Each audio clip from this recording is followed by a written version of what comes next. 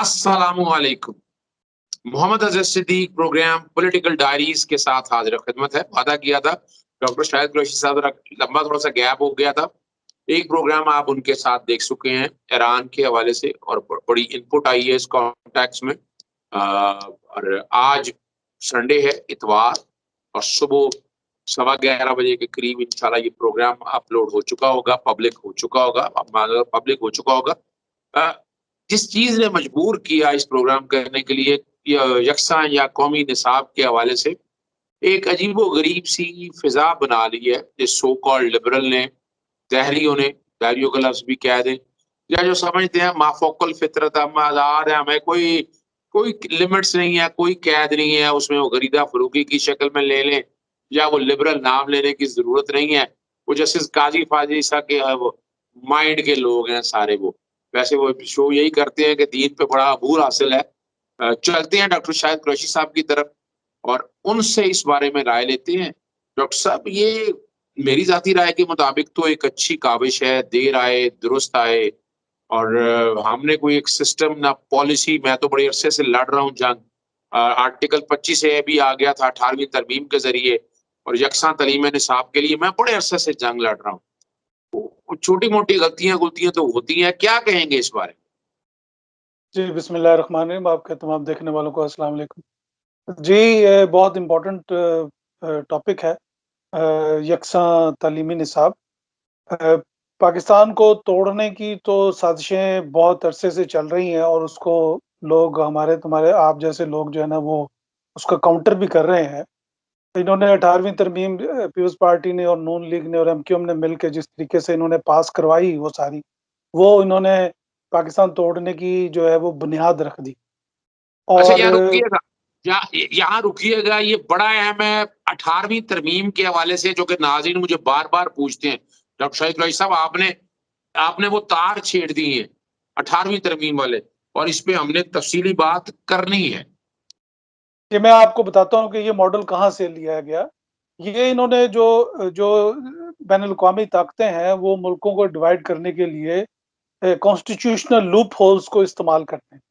और यही मुझे बोस्निया और ये यूगोस्लाविया के एक सीनियर एक्सपर्ट ने लंदन स्कूल ऑफ इकोनॉमिक्स में कहा कि हमारा कॉन्स्टिट्यूशन जो था, हमारा मुल्क हमारे कॉन्स्टिट्यूशन की वजह से टूटा।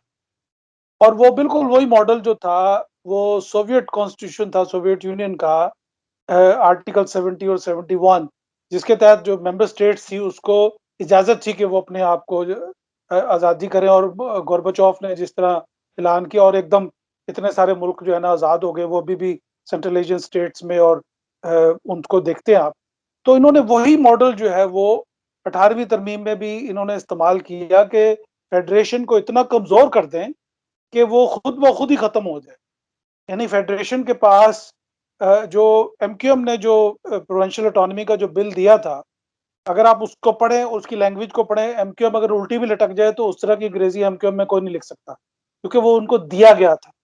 वो मैंने पढ़ा, और मुझे डॉक्टर दानिश ने मुझे मिल गए एक प्रोग्राम में यहाँ लंदन में, मेरे लिए बड़े काबिल एहतराम है। तो मुझे कहने लगे कि डॉक्टर साहब, मैंने वो जो फारूक सत्तार के साथ जो प्रोग्राम किया था, उसके बाद मुझे बहुत लोगों के फ़ोन आए और ये वो। तो मैंने डॉक्टर दानिश को ये कहा, मैंने कहा अगर मैं वहाँ पे मौजूद होता तो शायद मैं आपको थप्पड़ रसीद कर देता इस प्रोग्राम करने पे, जिसमें आपने फारूक सत्तार को एक प्लेटफ़ॉर्म दिया। फारूक सत्तार ने ये कहा उस प्रोग्राम में कि तमाम पोर्ट्स, तमाम जो सी साइड है 3-5 मील तक का एरिया, वो आप सूबों को दे दें। पूरी दुनिया में रूल ये है कि जो पोर्ट्स होती हैं वो फेडरल गवर्नमेंट के कंट्रोल में होती हैं। तमाम जो मिनरल्स और ऑयल, गैस, किस तरह की चीज़ें होती हैं, वो फेडरल गवर्नमेंट उसको देखती है। बर्तानिया में जो लॉ है उसको कहते हैं ट्रेजर ट्रोव लॉ। यानी अगर मेरे बैक गार्डन में से अगर कोई रोमन दौर की कोई चीज़ निकल आए, तो उसकी जो मलकियत होगी वो स्टेट होगी। मैं नहीं कह सकता कि जी ये मेरे, चूँकि मेरे बैक गार्डन में से निकला तो ये मेरी मलकियत है। खैर, आगे चलते हैं इससे। तो उस चीज़ वहाँ से इन्होंने बुनियाद रखी, और इन्होंने एजुकेशन भी उनको दे दी, पुलिस भी दे दी। अब जो एजुकेशन का हाल है सिंध में, वो आप देख रहे हैं। और सिंध जो है ना, वो इस यकसा करिकुलम की जो है ना वो मुखालफत कर रहा है। और ये मुखालफत करने वाले ज़्यादातर लोग जो है ना वो फॉरेन नेशनल्स हैं। देखें, एक हम फॉरेन नेशनल्स हैं, हम तो एक्सपेट्रिएट्स हैं, हम यहाँ वहाँ से आ चुके हैं पाकिस्तान से। हमारे पाकिस्तान में घर हैं, हम अपने रिश्तेदारों के साथ आते हैं, मिलते हैं, पैसे खर्च करते हैं। हम पाकिस्तान से कोई चोरी, लूट-मार करके नहीं आते वहाँ से। हम यहाँ से पैसे लेके जाते हैं। मेरा केस एक चल रहा है, आप देख रहे हैं मैं कितने सब्र से उस केस को ये बात सही डील कर रहा हूँ आपके सामने जो है। तो गुज़ारिश करने का मकसद है कि मुल्क सबसे अहम है और वो तबका, चाहे वो बीकन हाउस हो, चाहे वो कोई और हो, उनको, और ये जितने प्राइवेट स्कूल इन्होंने खोले हुए हैं, इन सब स्कूलों में एक एजुकेशन होनी चाहिए। उसकी वजह ये है कि अगर एक बच्चा उस फौजी हो या नॉन फौजी हो, कोई ब्यूरोक्रेट है, कोई बिज़नेसमैन है, वो अगर बच्चा लाहौर से कराची उसकी ट्रांसफ़र हो जाती है अपने अब्बू के साथ, तो वो बच्चा वही सब्जेक्ट पढ़े जो लाहौर में पढ़ रहा है, वही सब्जेक्ट वो पेशावर में पढ़े, वही कोयटा में पढ़े, उसको कोई प्रॉब्लम ना हो। जबकि दुनिया में स्विट्जरलैंड एक ऐसा मुल्क है जहाँ पे जर्मन, फ्रेंच और इंग्लिश, इसके अलावा जो और भी उनकी अपनी लैंग्वेज है, वो ये उनकी नेशनल लैंग्वेजेज़ हैं, उसमें वो पढ़ाते हैं, उसमें कोई हर्ज नहीं है। लेकिन यकसा तालीमी ये जो सीएसएस वाला रट्टा ग्रुप हम क्रिएट करते हैं, जो एक दफ़ा रट्टा लगा के 6 महीने का और उसके बाद हम पे मुसल्लत हो जाते हैं। ये मैं बहुत सारे अफ़सर जो है ना नाराज़ ना हों, जो मेरे गवर्नमेंट कॉलेज के जूनियर्स हैं या मेरे से सीनियर्स हैं, तो मैं उनको no disrespect to you, but this is the reality कि एक है। बच्चा जो है वो खजाना रियलिटी गेट हाई स्कूल से आया है, डॉक्टर साहब, खजाना एडमिटेड गेट हाई रियलिटी है। स्कूल से आया है, उर्दू मीडियम है वो, तो वो नालायक नहीं है। सिर्फ अंग्रेजी ना आने का मतलब ये नहीं है कि वो नालायक है या वो उसका कोई कम इल्म है या ज़हन कम है। आप उसको, यानी पाकिस्तान के जो 3 हमसाए हैं, ईरान है, वहाँ पे फ़ारसी में मेडिकल पढ़ाते हैं। ईरान में तो 24 घंटे में किताब की ट्रांसलेशन कर देते हैं। मैं जब तेहरान में था, वहाँ पे दुनिया के तमाम बुक्स जो है ना वो एएसएपी ट्रांसलेशन करके, कॉपीराइट तो है कोई नहीं, वो उसको छाप देते हैं। अफ़गानिस्तान में पश्तो में मेडिकल इंजीनियरिंग पढ़ाते हैं। चाइना के अंदर उनकी अपनी ज़ुबान में, सिर्फ इंडिया और पाकिस्तान वो 2 मुल्क हैं, जहाँ पे ये एक इन्होंने अंग्रेज़ी ज़ुबान को अंग्रेज़ी एक ज़ुबान है, आप ज़रूर सीखें, किसने बिल्कुल। मना किया? लेकिन आप लोगों को उसी चीज़ के अंदर आप पढ़ाएँ जिस जो वो ज़ुबान घर पे बोलते हो। बात अंग्रेज़ी सही तो है। यहाँ पे अनपढ़ अंग्रेज़ भी हैं जो बिल्कुल कभी स्कूल नहीं गए, कभी कॉलेज नहीं गए, लेकिन वो अंग्रेज़ी बोलते हैं, क्योंकि एक ज़ुबान है। तो ये जो ये जो माफिया, लिबरल माफिया जो है, मे बी अभी मेरी किसी साबका एमएनए से बात हो रही थी, फेसबुक पे उन्होंने कहा कि वो आपकी अम्मी और आपके मैं यहाँ दादी जो है रुकने लगा हूँ, यहाँ मैं रुकने लगा हूँ, क्योंकि मैं सवाल एक ऐड कर लूँ आपने, आप कुछ जिस तरफ आने लगे हैं, मुझे समझ आ गई और ये बड़ा ज़रूरी है डॉक्टर साहब। देखिए मैं एक सिंपल सी your right of liberty and where the nose of other start. 14 साढ़े 1400 साल 1500 साल पहले कुरान मजीद ने जो तालीमात दे दी, आज से लाख साल बाद भी वही तालीमात रहनी है। औरत के लिबास के बारे में, मर्द के लिबास के बारे में जो चीज़ें कहीं बंदा ये कहे कि वो वही रहनी है।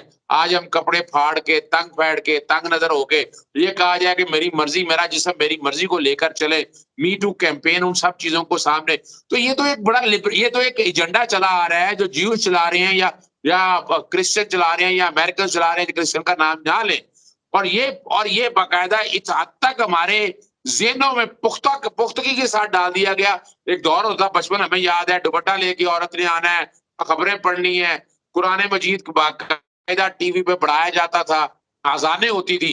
लेकिन हम क्या देख रहे हैं अब ये सारे? देखिए ये एक बकायदा, अभी मैं एक प्रोग्राम में कह रहा था कि भई अगर अफ़गान वुमेन का इतना ज़्यादा अमेरिका और यूरोप को बड़ा ख़्याल आ गया, तो why not Kashmiri women? Why not हाँ, Palestinian women? Palestinian children, Kashmiri children, उनके बारे में क्यों नहीं बात करते?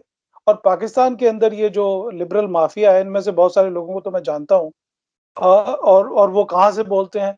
लेकिन अनफॉर्चुनेटली पाकिस्तान की जो एलीट है, वो इतनी ज़्यादा करप्ट हो चुकी है कि उनके लिए किसी किस्म की कोई अखलाकियात, उसकी कोई गुंजाइश नहीं है, लिहाज़ा उसके साथ तो बहस करना ही फ़िज़ूल है। जब आप किसी एजेंडे पे हों, तो आपके साथ डिस्कशन नहीं हो सकती।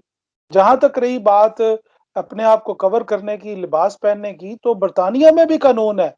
अगर आप इंडिसेंट एक्सपोज़र में पकड़े जाएँ तो सज़ा है उसकी।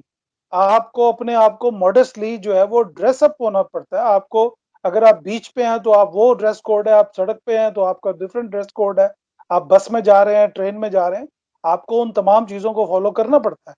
लेकिन पाकिस्तान के अंदर अनफॉर्चुनेटली ये जो liberal mafia, so called liberal mafia इकट्ठी की गई है, तो अभी ये जो इन्होंने एमएनएज, ये जो स्पेशल सीट्स पे जो एमएनएज की, ये सबसे बड़ी प्रॉब्लम है इस मामले के अंदर, कि ये बगैर सोचे समझे, बगैर पढ़े, ये इतने इतने बड़ी लंबी जुबानें हैं इनकी, कि भाई आपने आज तक, मुझे एक बात बताएं, आपने आज तक कभी हामिद करज़ई की बेगम को देखा है, या आपने अशरफ गनी की बेगम को देखा है? क्योंकि उनके कल्चर में है, इसमें रिलीजन की बात नहीं है। वो इतने, चाहे वो घर में बैठ के शराब पीते हो, लेकिन उन वो अपनी बीवी को साथ लेके कभी भी किसी सरकारी गैदरिंग में नहीं गया। आपने अशरफ गनी को तो नहीं कहा, वो तो आपका था, लिबरल था। हामिद करज़ई को भी नहीं कहा, वो भी आपका लिबरल था।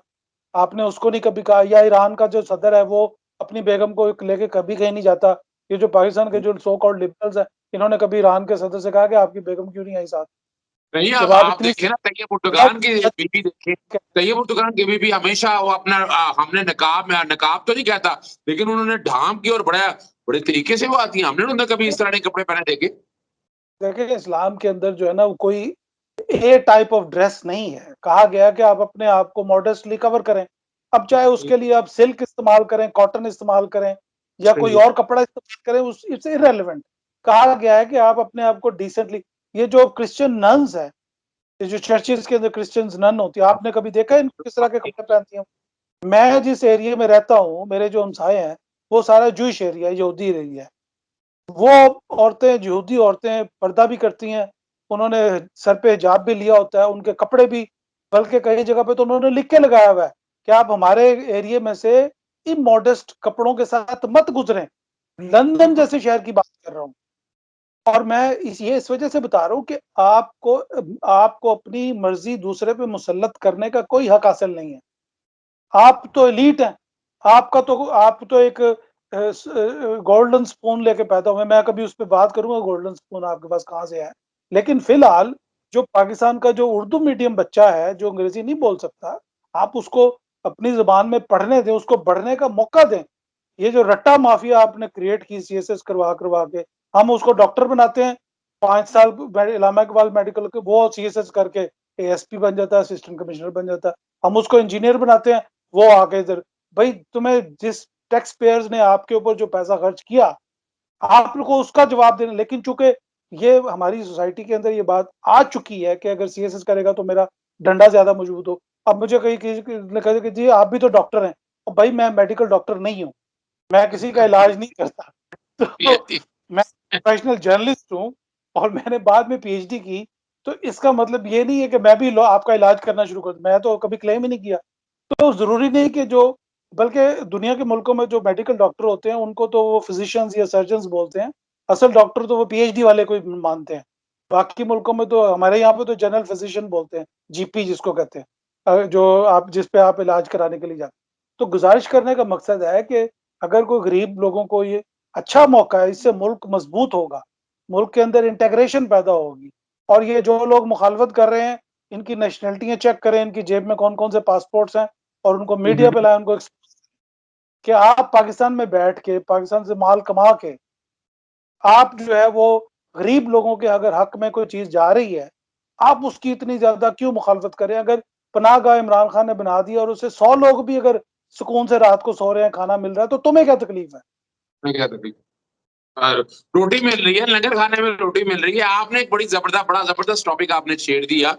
अब यही हाल देखें आप, अब मैं कहीं नाम नहीं मैं बताना चाहता, लेकिन एक बात बड़ी वाज़ेह है, बेहंगम लिबास, बेढंग तालीम पूरी दुनिया में नहीं है। स्कूलों में चले जाएँ, आपको सोशल मीडिया इस्तेमाल करने की इजाज़त नहीं। आप लंदन में हैं, मैं गया हूँ, मैंने अमेरिकन स्कूल से कई जगहों से ये देखा। और फिर उस बच्चों को बाकायदा यानी बाकायदा तरबियत का हिस्सा है।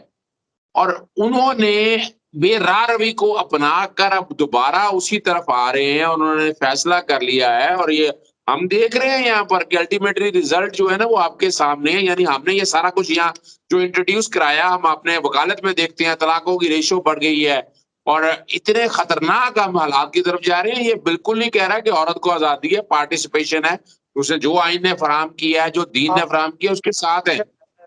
अज़हर साहब, आपका जो टीवी चैनल्स हैं, ये एयरवाई और ये जियो और ये हम, मैं इनके कभी-कभी मेरी नज़र पड़ जाए, तो उनमें जो 3 टॉपिक डिस्कस हो रहे होते हैं, उसमें एक होती है तलाक हो रही होती है, उसमें या यस, तो चीटिंग हो रही है हस्बैंड से, या बहू माँ अपनी सास से बदतमीज़ी कर रही होती है, या या बेटा बदले माँ ले से तो बदतमीज़ी या कर रहा है बीवी बदले से। लेनी होती ये है, जो कभी सा यानी जो वही है जो कभी सास भी बहू थी और देखें, यहाँ पे यूक्रेन के अंदर जब फौजी जाते थे या रशिया के अंदर जब फौजी जाते हैं, तो उनको जो चर्च है, ऑर्थोडॉक्स चर्च, उनको ब्लेसिंग करते हैं। वो उस पे होली वाटर फेंकते हैं, मैं आपको तस्वीरें भेजूँगा। तो हाउस ऑफ लॉर्ड्स में एक मीटिंग हो रही थी, तो मैं भी वहाँ पे था। तो मैंने उसको कहा, मैंने कहा अगर यूक्रेन के अंदर चर्च में अगर पादरी जो है वो गन्स को ब्लेसिंग कर रहा है और यही काम अगर मुसलमान कर रहा हो, तो आप उस पे कहेंगे कि तू फंडामेंटलिस्ट हो गया। तो जो member of house of Lord था, उसने मुझे बड़ा जवाब दिया अपने डिफेंस में। उसने कहा कि mister Qureshi, we can not allow a, a specific situation in a generalized way, कि अच्छा, एक स्पेसिफिक जगह पे एक चीज हो रही है तो हम उसको जनरलाइज नहीं कर सकते। अब उन्होंने रशियन ऑर्थोडॉक्स चर्च ने ये कहा है कि हम जो न्यूक्लियर वेपन्स हैं हम उसको ब्लेसिंग नहीं देंगे। और अगर पाकिस्तान में कोई कोई फौजी अगर कोई बंदूक हाथ में लेके अल्लाह अकबर का नारा लगा दे, तो ये कहते हैं कि जी ये फंडामेंटलिज्म हो गया, जी एक्सट्रीमिज्म हो गया। तो ये वो चीजें हैं जो बहुत सारे लोग, या तो उनको नहीं पता, पाकिस्तान में इग्नोरेंस है, या वो नहीं बताते। तो जो आप जो टीवी चैनल्स जो दिखा रहे हैं, वो फैमिली को तोड़ने के, जो यस, न्यूक्लियस को डैमेज करने के, वो चीज़ें बता रहे हैं। यानी कुछ साल पहले तक ब्रिटानिया जो था, वो टीनेज प्रेगनेंसी में सबसे हाई रेट था, ये बात और सही है। उसकी वजह से बहुत ज़्यादा मसाइल पैदा हुए। यहाँ के गॉर्डन ब्राउन जो प्राइम मिनिस्टर थे, उन्होंने कहा कि we need to go back to basics, यानी जो हमारा फैमिली हमने तोड़ दी, हम उस फैमिली के न्यूक्लियस पे हमें वापस जाना चाहिए। जो हमारी वैल्यूज़ थी, हमें उस पे वापस आना चाहिए। और उसके लिए सोशल मसाइल पैदा हुए, वो अपनी जगह पे हैं, वो फिर किसी और वक़्त करेंगे। लेकिन पाकिस्तान में जो पोर्नोग्राफ़ी दिखाई, जो पोर्नोग्राफ़ी कहूँगा मैं, ये ज़रा जो आप ये टीवी बात में सही दिखा है, रहे हैं, that's reality. This is totally unreal. Pakistan के 90% लोगों के में वो मसाइल ही नहीं है, वो बात रेसिपी सही ही नहीं बनी जो आप उनको दिखा रहे हैं। तो ऐसी सिचुएशन के अंदर इन लोगों को ये हक नहीं दिया जा सकता कि एयरवाई और ये जो तमाम, एयरवाई का मैंने नाम, क्योंकि उनके भी काफ़ी चैनल जो है वो इसी तरह की चीज़ें दिखाते हैं, हाँ, तो उनको ये कोई ज़्यादातर बेसिकली जियो जियो है, हम है, तकरीबन जितने भी हैं सो कॉल्ड ये लिबरल, ये जो अपने आप को समझते हैं हम लिबरल हैं, ये वही लोग हैं ना। और हाल ये है कि झूठ, फ्रॉड और फ़रेब, इसके अलावा कोई नहीं। जब उनको चेहरा दिखाया जाए तो बैक फुट पे चले जाते हैं ये लोग, और ये बड़ी आटे में नमक के बराबर ये लोग हैं।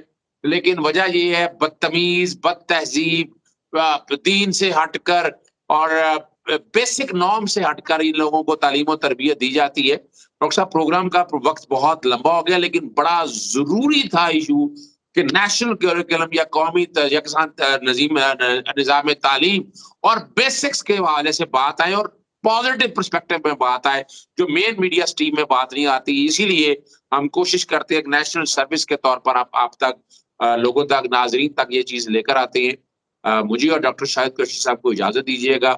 दोबारा इंशाल्लाह मुलाकात होगी नए टॉपिक के साथ, और हालात और वाक़यात या कोई और टॉपिक आप सजेस्ट करेंगे, तो उसपे भी गुफ्तगू ज़रूर होगी। अस्सलामु अलैकुम, अल्लाह हाफ़िज़, पाकिस्तान ज़िंदाबाद।